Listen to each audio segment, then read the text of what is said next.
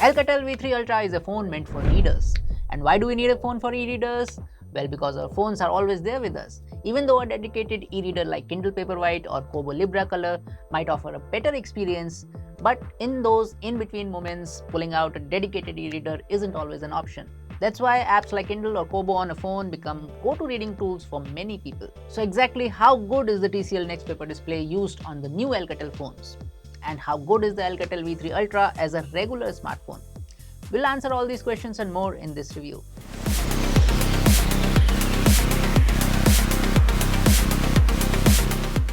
The primary reason for why you would even consider this phone is its display.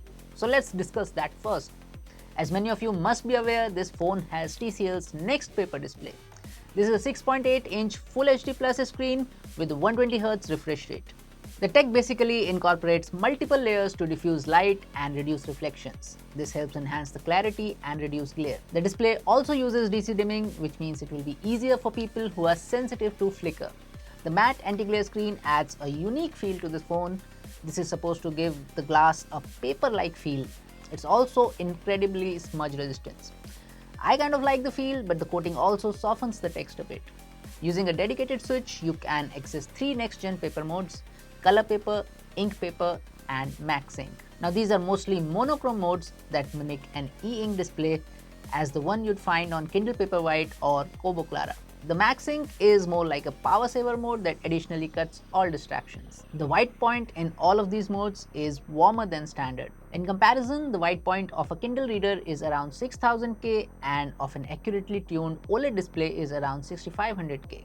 If you prefer cooler whites, there is also a reading mode on the phone that keeps the white point close to 7500K. All these stats aside, how good is the TCL Next Paper tech for reading? Well, I read a lot on my Kindle and I read a lot on my OLED phone. The TCL Next Paper is somewhere in between. It certainly feels lighter on eyes as compared to a regular smartphone, especially the budget phones. During nighttime reading, the display doesn't go dim enough and is thus kind of harsh. We recorded a maximum brightness of 800 nits and reading outdoors under direct sunlight wasn't a problem. Oh, and yes, this also comes with a stylus. This is a very basic stylus that you can use to sign documents and jot a few notes. It's also magnetic, but don't expect much of it.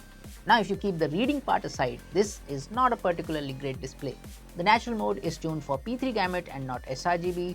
We recorded a P3 coverage of approximately 96%, which is good for the price. The color accuracy, however, is not as tight as you'd get on most conventional phones. We recorded an average delta error of 3.5 in the natural profile. The error is even higher in the sRGB mode that you'll find under advanced settings. The display contrast is around 1500:1, which is fine for an LCD display but not comparable to OLEDs. The phone also has Next Vision enhancements that can boost colors in images and videos if that's your thing. As you can see in the videos, the skin tones on the Alcatel phone seem slightly oversaturated, and we also noticed a blue tint in dark scenes, which is often not a problem on OLED display smartphones. HDR is not supported on this phone, and viewing angles are also a bit off. But then again, this is an affordable phone that costs less than 20K, so perhaps these flaws are excusable, at least for people who primarily want it for reading books or even people who are not very particular about color accuracy.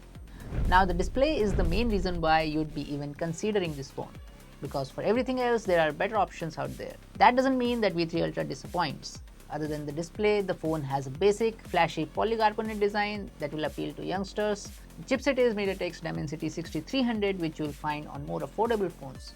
We didn't face any issues with day-to-day performance though. This phone supports eSIM, a regular SIM, and microSD card. We didn't face any issues with calling or connectivity. The primary camera has a 108 megapixel sensor, and the overall performance is also at par with what we usually see with affordable phones priced under 20K. If you still want to go into more details, you can read our text review linked in the description below. So at the end of the day, the Alcatel V3 Ultra is built for a pretty specific audience, people who love reading on their phones and are okay with an affordable device experience. I think that is a very small overlap on the Venn diagram. It's not going to wow you with its cameras or its design or even its display if you're expecting OLED level contrast. If you're someone who sneaks in reading time during commutes, coffee breaks, or just before bed, and you badly want something that's easier on the eyes than a regular phone screen, this could be a decent fit. The TCL Next Paper display does have its quirks, but I think this could be a good alternative on a compact tablet that could serve as a faster, more responsive ebook reader alternative to Kindles and Kobos out there. Let us know your thoughts in the comment section below and whether you'd actually prefer a phone like this over a traditional Kindle or just stick with your regular smartphone. See you in the next one.